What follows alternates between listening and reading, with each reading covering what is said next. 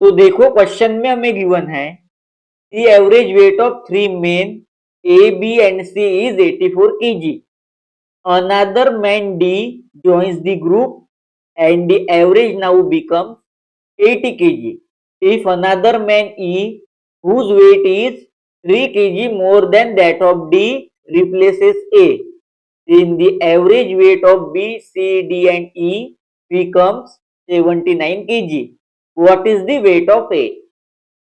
तीन पुरुषों A B और सी का औसत वजन 84 किलोग्राम है.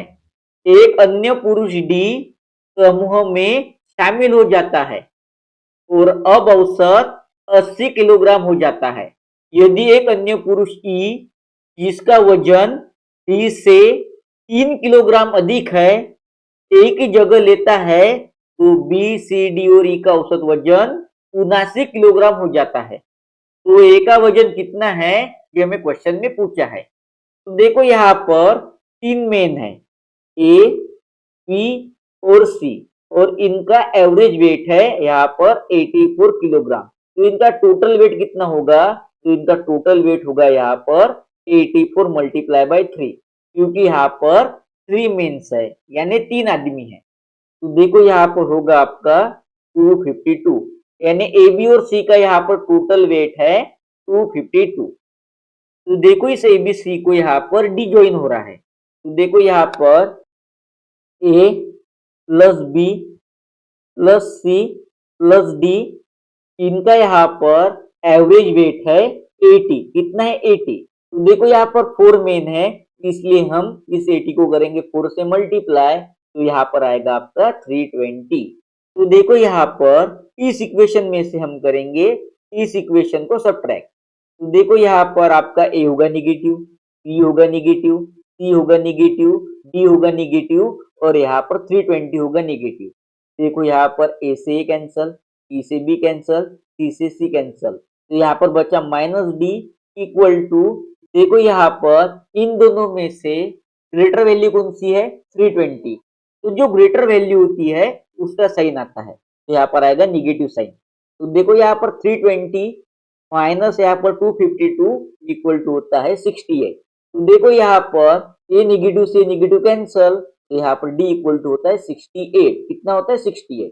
तो देखो हमें क्वेश्चन में गिवन है कि another man E whose weight is 3 kg more than D यानी ई का जो वेट है वो डी से 3 kg यानी 3 किलोग्राम यहाँ पर ज्यादा है. तो देखो यहाँ पर ई होगा यहाँ पर डी से वो क्या है 3 ज्यादा है. तो डी की वैल्यू क्या है?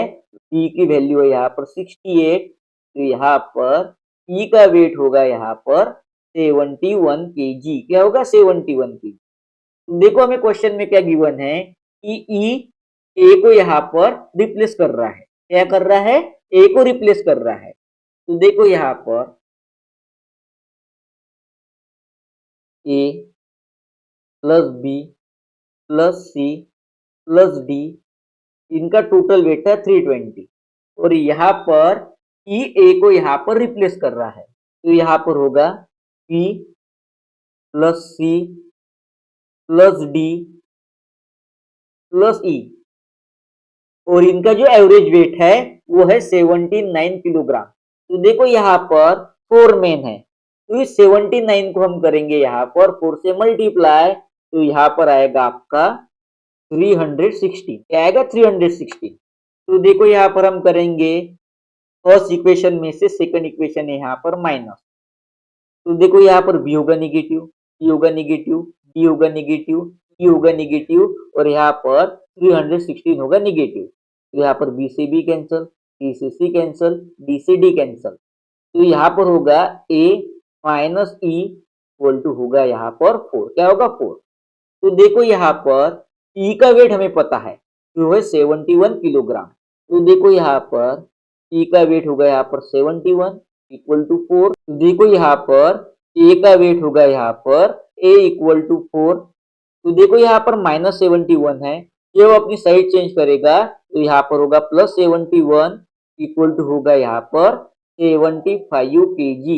कितना? 75 kg यानी ए का वेट है 75 kg यानी option C is the right answer.